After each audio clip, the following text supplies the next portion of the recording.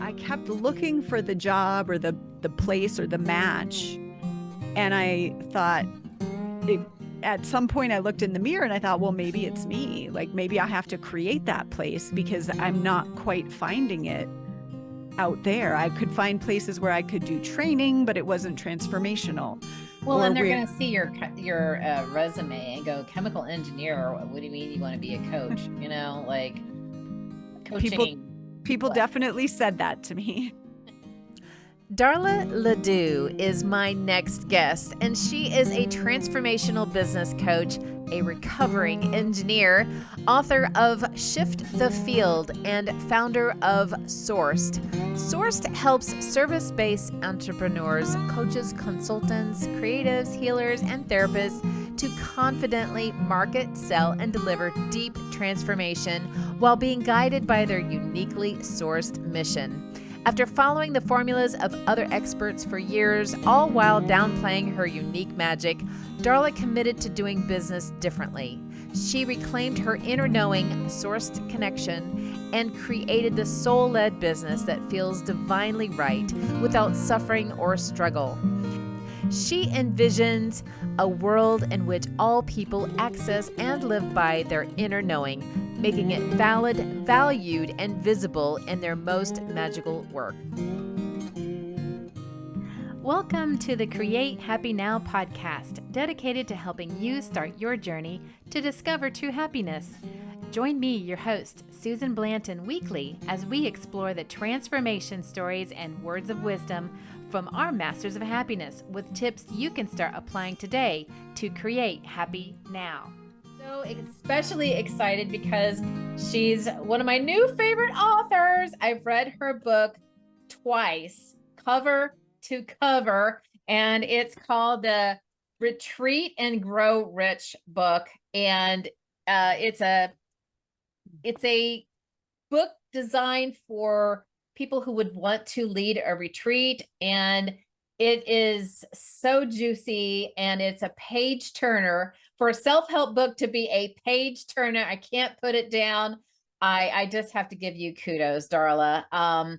You spoke to me on every page, and I just felt like we were in a room by ourselves, and you were just talking to just me, and that's just magical. And the reason why I wanted to have you come on is because you changed the trajectory of your career midstream. And a lot of people these days are kind of like, I did what everybody said I was supposed to do, but it's not getting me where I want to go. And I need to change things up. I need to move or be with somebody different, or I need to change careers, or, do something. I need to change. And I'm kind of scared. And I thought, Darla, people need to hear about your story, because it's not just a book you wrote, it's your life. You really grabbed your, reasons for change and took it by the horns, and you went with it. And that's why I love you so much. And I just want you to share your wisdom and your experience with the listeners. Thank you, Susan. I'm so happy to be here. And it's like, it really touches me that the book has made a difference. As I think about putting the things I've been teaching and talking about lately into a new book, it's really motivating. So thank you. When you listed off the different types of changes that people might be contemplating, I have done all of them, I would say. I feel like for me, the biggest thing has been career-wise. I started out as an engineer. I went to school for engineering. I didn't really even know what an engineer was, but I knew I grew up in a small town. I knew that we never had money, and I didn't want that to be the story of my life. And so I asked my guidance counselor, what should I be? I don't know. They wanted me to fill out the form, and I didn't really know. And they said, well, you're good at math and science. You should be an engineer. Like, if you can, you should be an engineer. So I wrote down engineer on the paper. Again, didn't know what it was. But I also learned that it only would take me 4 years to get a real job. And I knew I wanted a real job and I wanted to get out of my small town and make something of myself. So I wrote engineering on the paper, and I was raised not to be a quitter. And so even once I got into it, and I thought, I don't really know what I'm actually going to do with this degree, I just kept going. What kind of So engineer did you pick? chemical. Oh my goodness. I asked my math teacher, I said, well, which one's the hardest? And he circled chemical. And I said, okay, I'm going to do that. And Susan, Wow. I really don't like chemistry. I like engineer, like I like math and science, physics, but I really don't like chemistry. So I don't know how I made it through, but I did. And I found myself in a job. I got a job at Procter and Gamble out of college, which was, prestigious and desired. And it was a great job. I really, really loved it until I didn't. And, two things happened for me. One was I was working on food products, and we were engineering basically fake food. I was working on a juice-like drink. And I started to realize I didn't really think people needed more fake juice. So that was the first thing that happened. And then I was trained as a coach in my corporate job. So I remember you telling about that story. Yeah. yeah, I have to give them a lot of credit because they put a group of us through this training to coach people who were reporting to one another, to help them identify judgments they might have about each other so we could work, more harmoniously together. And it was a really intense, immersive training, to help create a more diverse workplace and more acceptance in the workplace. So it was really great. So you basically weren't happy with what the company was producing, and so you did have the opportunity to do some coaching though. So that, I think, kind of triggered something within you, like you kind of like that part. I did. Yeah, we did, various exercises where we had to look at our own biases to be able to support other people to look at their biases. And so it was this really deep work. And I realized that I had a lot of beliefs that were influencing my life, and I didn't even know it. Like nobody had taught me this. We don't learn this growing up, that our belief influences our life and how we show up and what we say and what we don't say and how people respond to us and all of that. And it was like, I call it the punch in the gut moment, where I just thought, why doesn't everybody know this? And if I could talk about this for the rest of my life, that would feel like it was making a meaningful difference. Yeah. So that was the seed. Yeah. So how long did you coach within the company before you said, you know what, I got to take this on the road, literally? Yeah, I was there probably another year and a half. And during that time, I did a lot of soul searching and I did a lot of informational interviews. So, that's the traditional guidance, is go talk to people about their career and see if you might like that career better. So I did so much of that. I talked to our corporate trainers. I talked to, psychologists and therapists and researchers and all types of different careers to see if I might be happy doing that. I actually left corporate and I taught high school for a couple of years.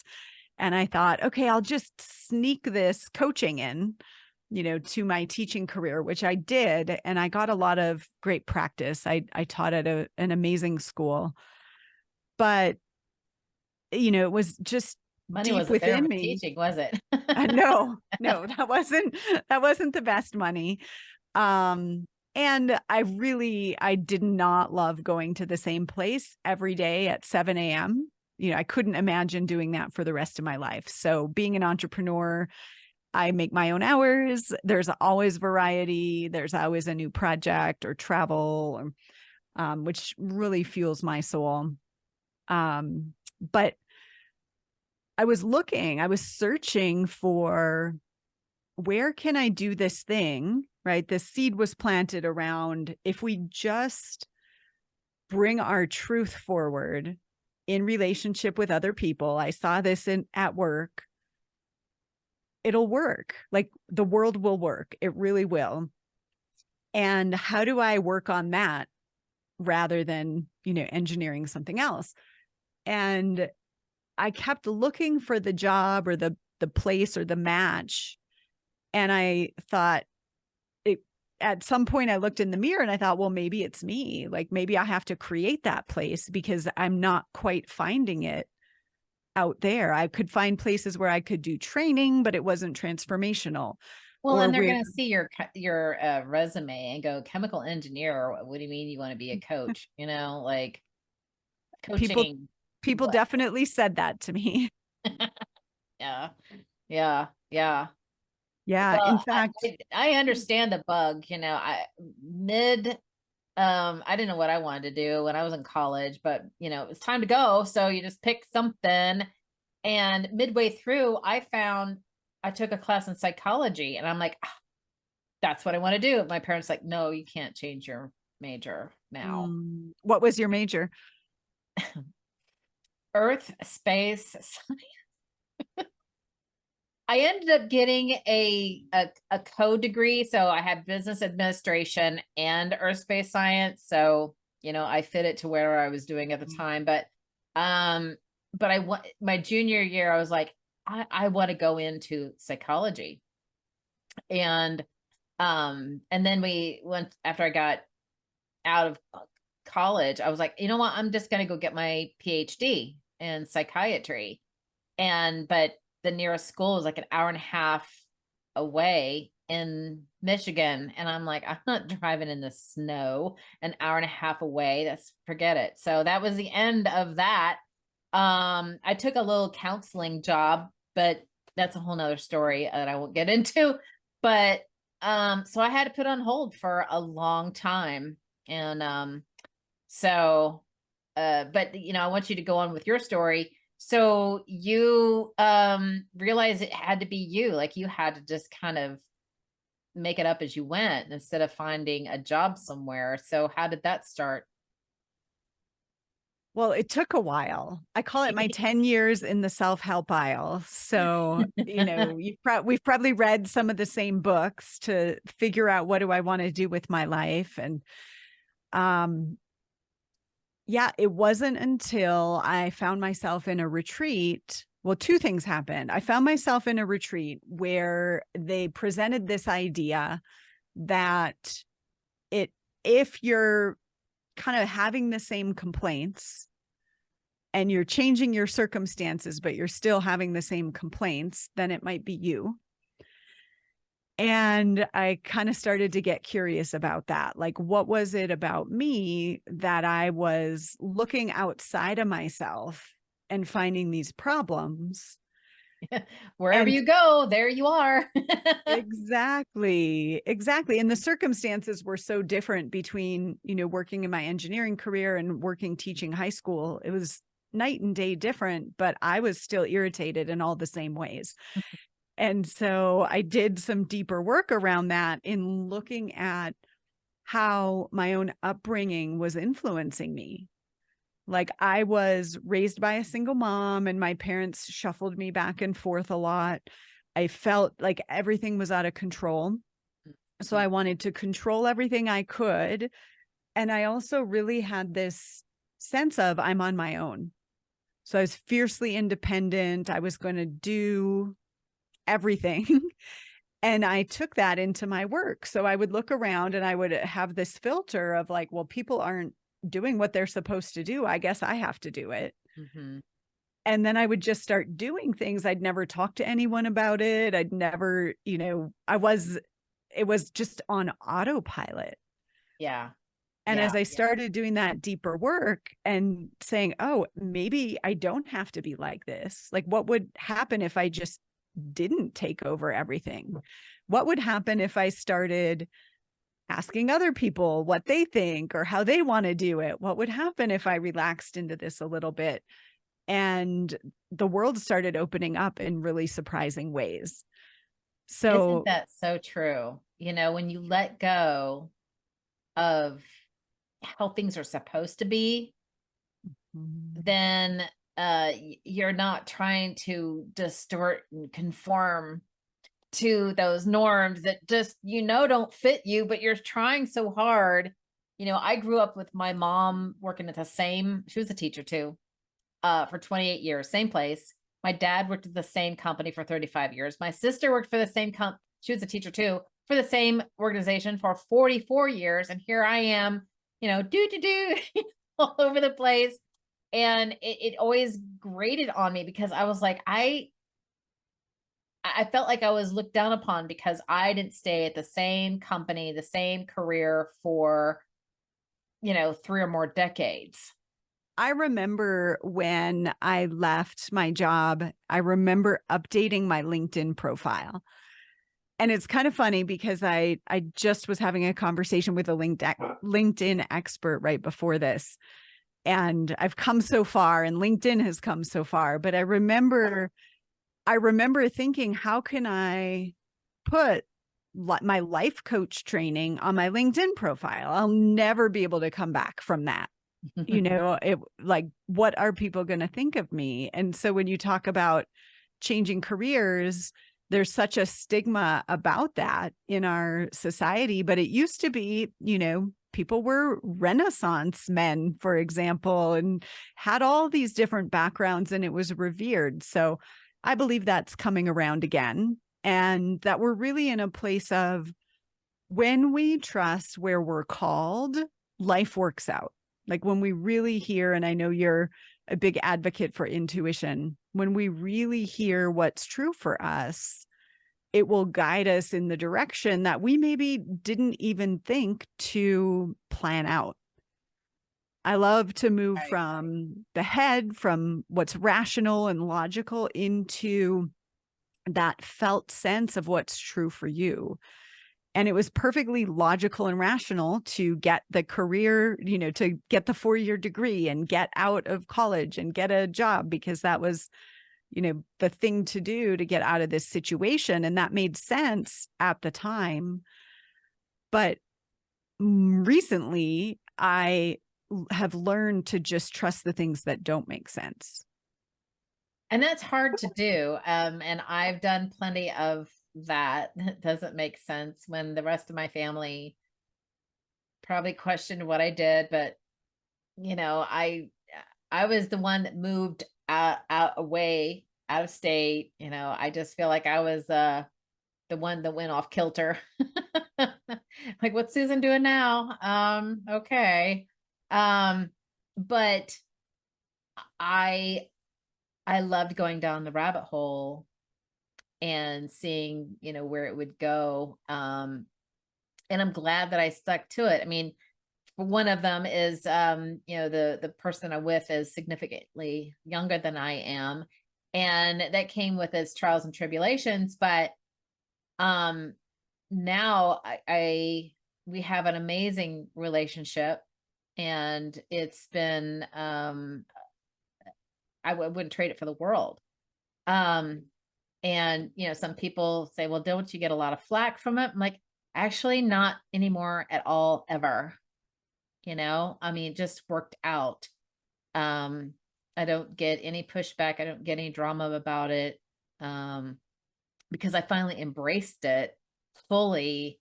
And when you do that, then people kind of let it go because they know that you can't be persuaded different. I couldn't agree with you more. I feel like, to me, that's energetic alignment. And I don't know why LinkedIn is obviously in the air today, but I remember too, when I would meet people during this stage of my transition, and I would talk about what I was doing, and they would say, why would you do that? Aren't you an engineer? And like people I didn't even know would say that to me. But once I got clear, and once I updated my LinkedIn and I wrote my life coach school and all of that in there, nobody ever asked me again. But it was like my uncertainty with it was being reflected. Yes. Right? Almost like I energetically gave people permission to question me because I was questioning me. Mm-hmm. And when I closed that door, that stopped happening. Because you're leaving a crack open. If you have a doubt, you're leaving a crack open for someone to widen it. Yeah. But if you close it, they can't even start. And, even if they did try, you're like, it doesn't even phase you. Doesn't phase you. Because it's the same thing. I'm thinking about people who host retreats and the entrepreneurs that I work with. What, I don't know how much your audience is taking webinars and, learning all of these things online, but there's so many people who will present ideas that make us question what we're doing or what we're thinking, right? If it doesn't fit into whatever this formula is. And I've been selling transformational work for 15 years. And lots of people would say, you can't sell that, or that doesn't work, or, nobody wants that. But I've been doing it. And it's because of the certainty and the alignment. And there's lots of people that they get that crack of doubt when someone questions, or when they watch a webinar that says you can't do the thing that you think you want to do, and then they doubt and it doesn't really work. But as soon as someone clicks into alignment, I've had people in my sphere who are filling retreats on all kinds of topics that seem like there wouldn't be a market for that. Yeah. Yeah. I mean, I think that, when you really set your intention, because, and it's kind of hard to set your intention until you get clear, but when you get clear and you set your intention, nothing can get in your way, really. And I think if you're always worrying about what other people think, like if you're, I want to do this, but what would so-and-so think? Well, what would so-and-so think? Yeah. Well, what would my mother think? Well, what would my dad say? If that's what, then you have a big crack open that's definitely someone's gonna come in and try to pry it open. If you're starting out with, well, should I do that? Because someone's gonna say this about it. Somebody's gonna say this about it.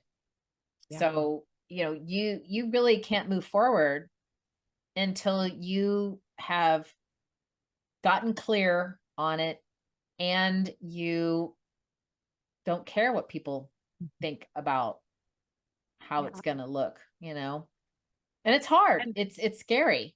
It is to do that. So I would did you add have that fears along the way, though?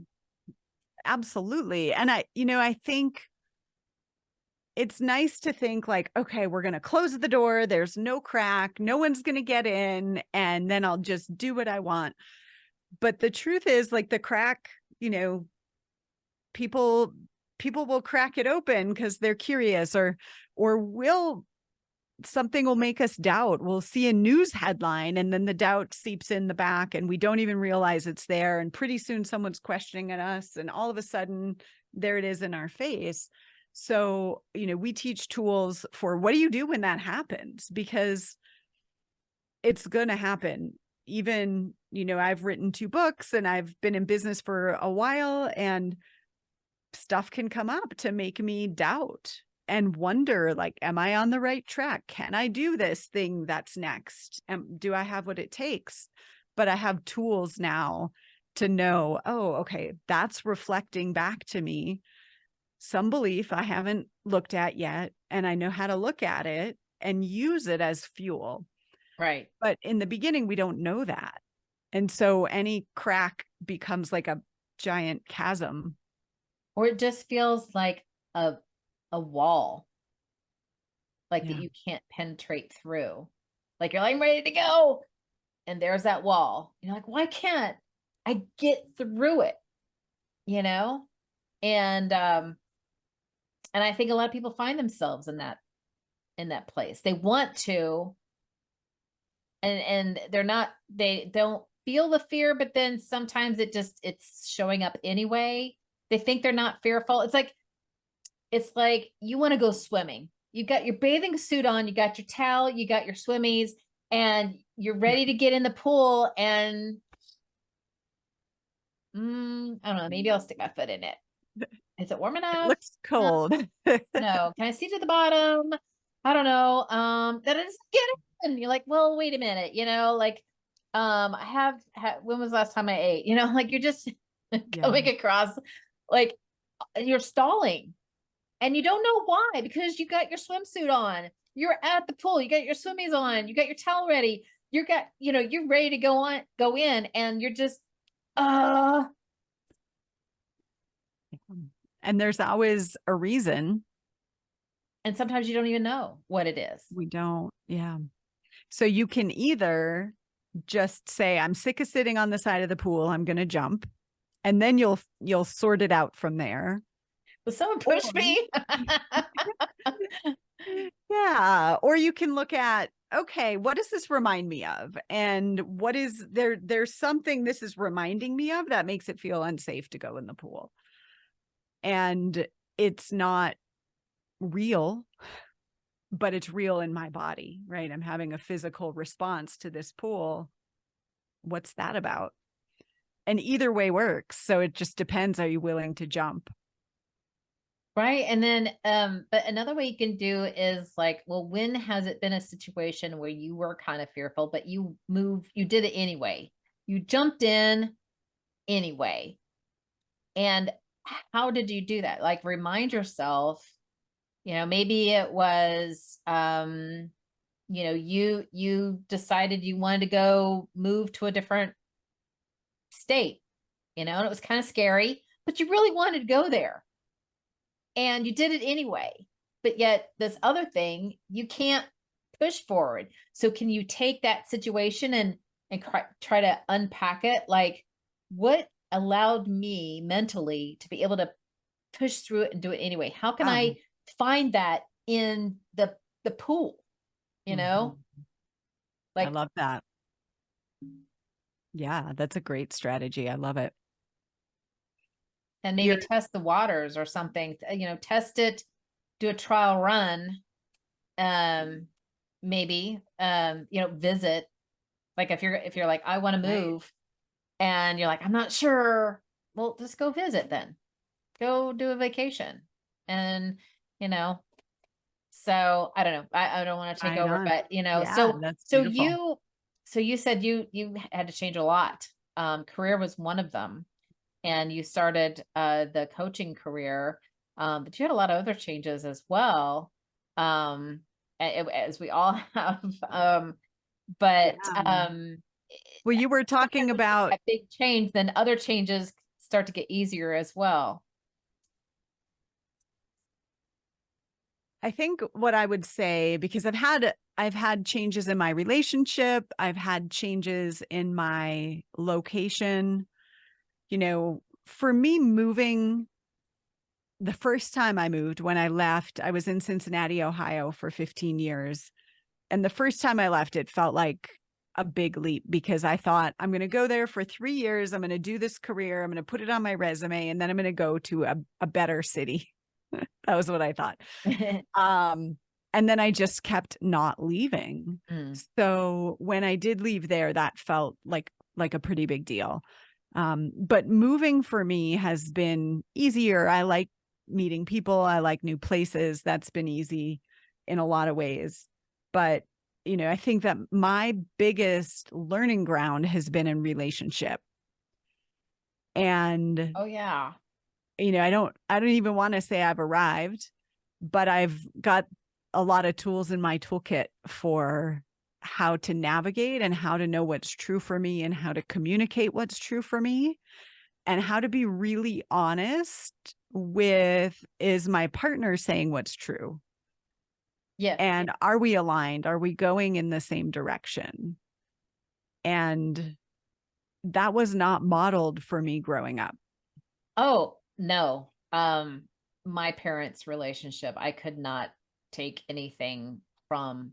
I mean, I tried to model my first marriage from what I knew, and well, we know that didn't go well. But I was in it 18 years, so I went that far, but it kind of started falling apart after 8 years. And, Well, my 10 first years. marriage was 6 months. So, you're doing well. And then, the guy that I'm with right now, it'll be going on 17 years, in the next year, and 18 years next year. And, so I will have met the same amount with both. And, now we're not married, but I would have to say that the relationship has by far been so much more educational for me, because I was letting go of expectations of how things are supposed to be. And oh, you have to be married. We found that not being married made us stronger. Now, I'm not saying that's for everybody, but for us, we try harder. We try harder for each other. Now, if we've broken up, got back together, broken up, got together a lot of times, but it's not because we didn't love each other. It's just because society didn't like it. It was hard to deal with the people not agreeing with it, so that crack was open, right? And we fed into it. Well, now that there's no crack, there's no somebody coming in to question our relationship and breaking it up. It'll never happen.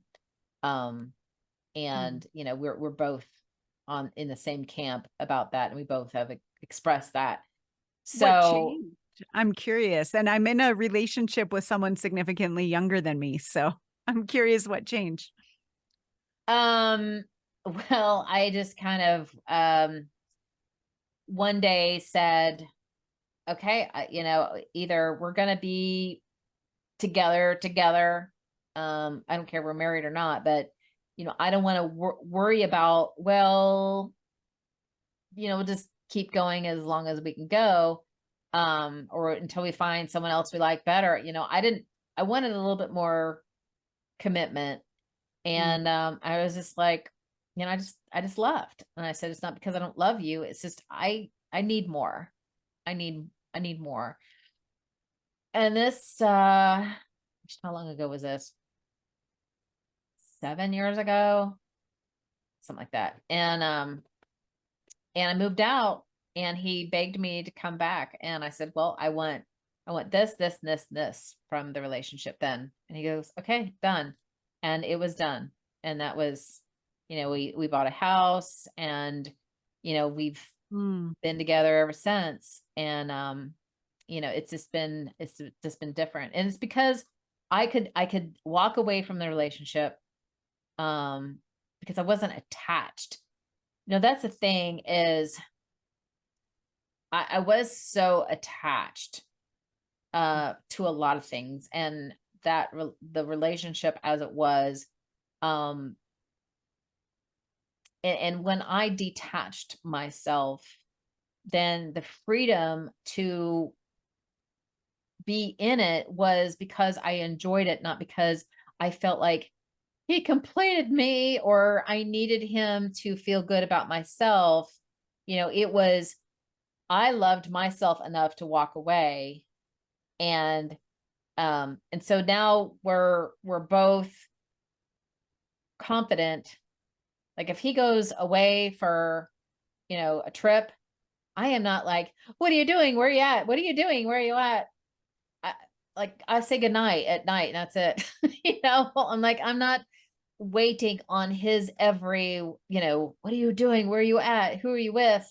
I don't care, and it's more freeing to not, I mean, I love him, and he is the love of my life, but I am not so desperately attached that I'm losing myself in it. Yeah, non-attachment is a fabulous way of being, to create happy. Well, yeah, it is. And like, I have my the house that I love, but if we had to move, okay, and I have my dream car, but if I had to drive something else, I wouldn't like it, but okay, I'll find something I do like, So it's just a concept to grasp. And once you grasp the concept, then doing it is not that hard when you realize how much value there is to it. Yeah, I'm thinking of changing careers, changing locations, non-attachment, not only to the career or the money or the status or whatever, but what people think. Yes. That's a huge thing that people fear the most, is what other people think. And I think if that's all you really worked on, was detaching yourself from what other people think, everything else would be gravy, because that's the hardest. Yeah.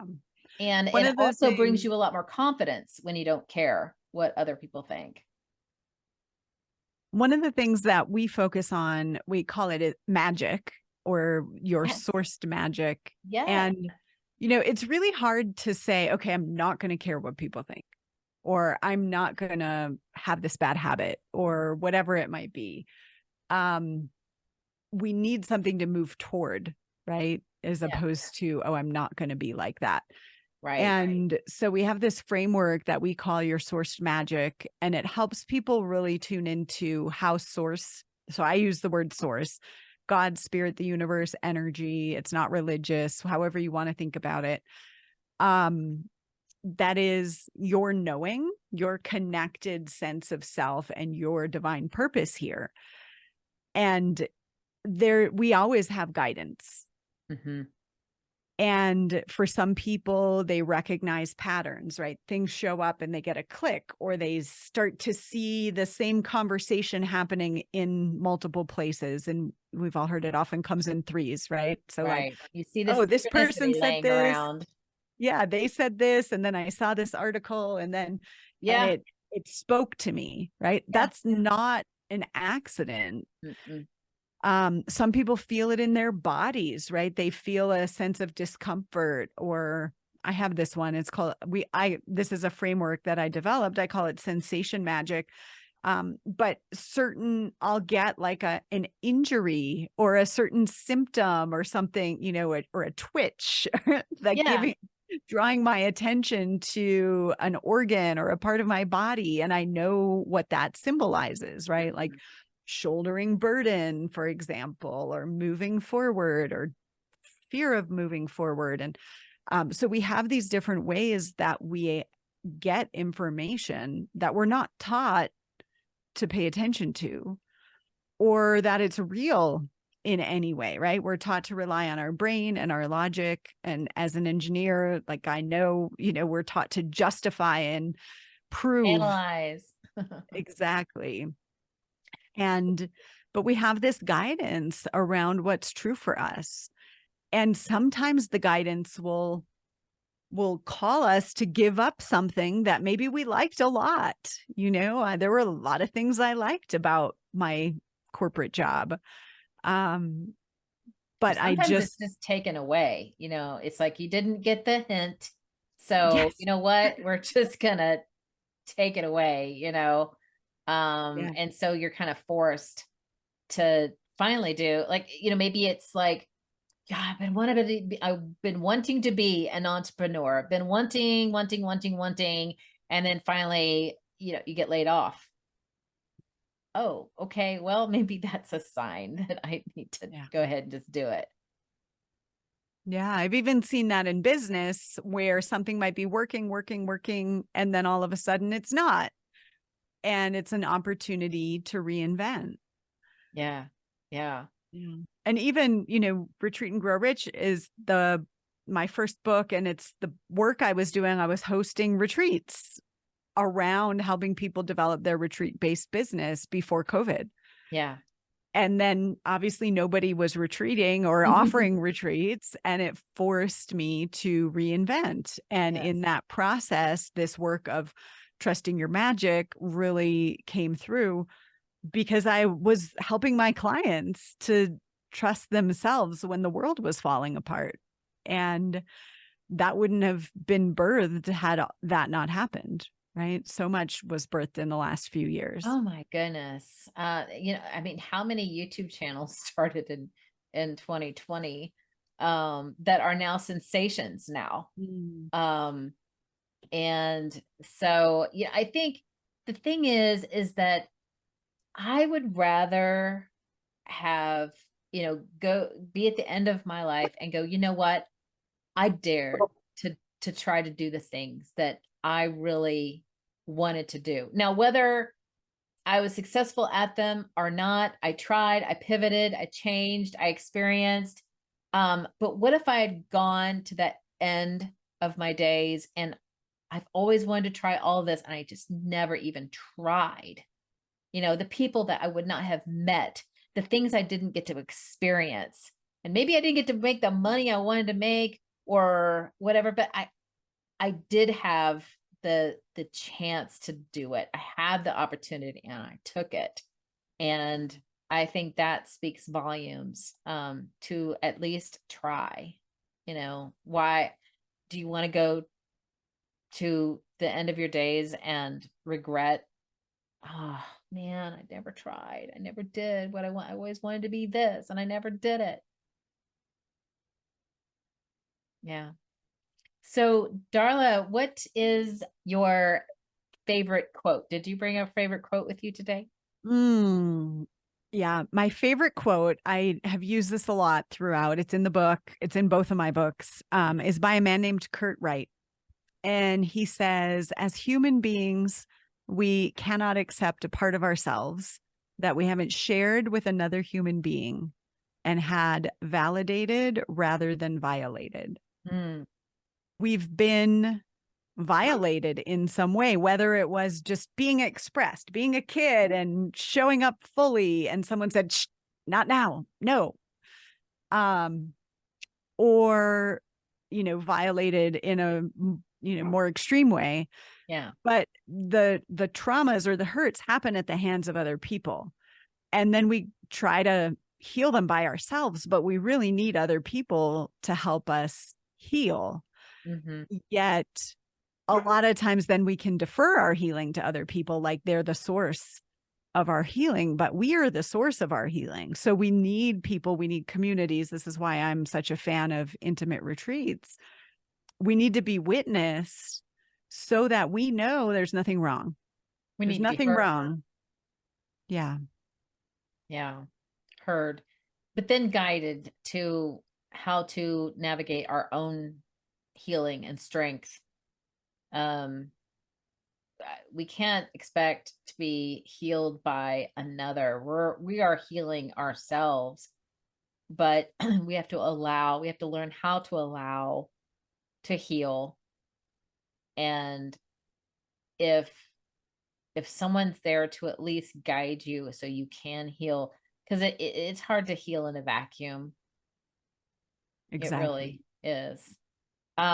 So one more question, Darla. What is your happy hack? Oh, well, I have to say my magic. Yes. So, that looks different for everybody. In the assessment we use, there's 6 types of sourced magic. So 6 ways that your intuition can guide. And our clients have invented other ways, right? It's not like these are the only 6, but being able to hear source, like for me, if I'm in a session with a client and I'm really tuned in and I'm just really clear, source is working through me. This isn't me, it's not my brain. I'm out of the way and we're working magic here. There's nothing that feels better. And so the more time I spend in that space, the more happy I am and the more alive I feel. And I think the people around me are happier. Isn't that so true? I mean, that is what I found from the most of my happy hacks that people have shared on Create Happy Now podcast.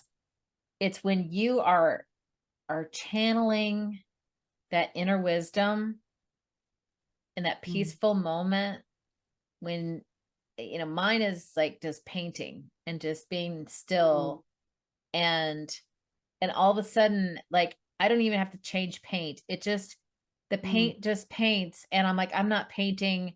And then I walk away and I go, I don't know. I didn't do it because, you know, I didn't do it. Yes. It just happened. I'm like, how come I can go from the nose to the shoulders with no paint difference and I'm still painting and it looks great. And I know I'm in the zone, and Wow. time goes away. I love it. Yeah. And, you know, some people find this in different kinds of meditations. Painting is my meditation. Or if Yeah. Well, you're, and in my framework, I call that expression magic. It's like source is literally expressing on the canvas through yes, you. And yes, you're yes, listening, you're allowing. right. And not trying to, and I've been doing intuitive painting and just letting it go and seeing what happens and not caring how it's going to look, and go, okay, I'm going to put a splash of color over here, and I'm going to put a splash of color over here, and oh, maybe I'll put 3 dots up here, and I don't even know like where it's coming from. I'm just following whatever it's saying to do. You know, get blue, okay, get pink, put it up the upper left hand corner, you know, use this and just make a swirl here. Okay, okay, whatever, you know, and then you're like, Wow. oh wow. And it's just fun to just let go. It's an exercise in letting go of having it turn out or be a certain way. And Mm. so, yeah, I mean, I think if you can just find something that does that for you. I mean, some people like to compose music, write songs. That's their, you know, or maybe they would write a poem, or maybe they're writing a book. I mean, because sometimes there's been things I've written and I go, I don't remember writing that. Like that, how did that come out of me? Right? You know, Yeah. you were in the zone, and time goes away and you're just in pure joy. And that's it's usually when you're channeling your inner wisdom. So good. And I know that you channeled your inner wisdom in Retreat and Grow Rich, because it was just magical. I loved Well, it. and it's interesting. I learned some of that, and this year, especially, I'm really leaning into it more, like letting go and trusting what will come through. But I learned it through hosting retreats. So I would gather entrepreneurs and we'd have an intention, and I'd have some content and worksheets and exercises. But then there would be moments where I'd find myself talking and I would literally say, I don't know why I'm sharing this. Does someone need to hear it? And people would raise their hand and I'm like, okay. I would start telling a story that seemed like Appropriate at the disconnected. time, like just came out. Yeah, I didn't know it actually seemed inappropriate. It was like, Oh, this story doesn't really make sense to what I'm talking about, but I feel like someone needs to hear it. And so the more I trusted that, and people again validated that I wasn't crazy. Oh yeah, that when you shared that thing, that was what I came here for. All the other I stuff loved is how you good, asked, but is anybody like, is this resonating with somebody? Because I don't know why I'm talking about this right now. yeah, and it takes something to be able to ask, right? And that's one Yeah, of the things we practice is being receptive, like, because people could say no, no, like, no, I I don't know don't what want you're to hear talking this. about. Yeah. Oh, that's great. Well, Darla, it has been a pleasure and an honor to have you on the show today. Thank you, And, you know, Susan. tell the listeners what they got going on, how they can get in touch with you if they want more of you. Yeah, the first step would be to go to sourcedexperience.com/quiz. And you can take our 8-question quiz and it'll give you a sense of your magic type. So Awesome. that's what I'd recommend. And then you'll get my newsletter. I do a weekly YouTube video and a variety of things. That's awesome. Well, thank you so much. And I'll make sure you guys check her out. Go to the website, take a test, and just see where you're at. And you know, you will not be disappointed working with Darla. I can tell you that right now. All Thank you, Susan. right. Thank you, Darla. Bye now. Thanks for listening to this episode of the Create Happy Now podcast. Please be sure to subscribe, and if you are watching on YouTube, hit that notification bell. If you have a topic to suggest, please leave a comment below. Catch the Create Happy Now podcast on iTunes, Google Podcasts, Podbean, Spotify, Audible, iHeartRadio, Player FM, Listen Notes, and Podchaser. Check out other YouTube videos on the Create Happy Now YouTube channel. And if you want more, check down below for resources, courses, and events, or go to www.createhappynow.com.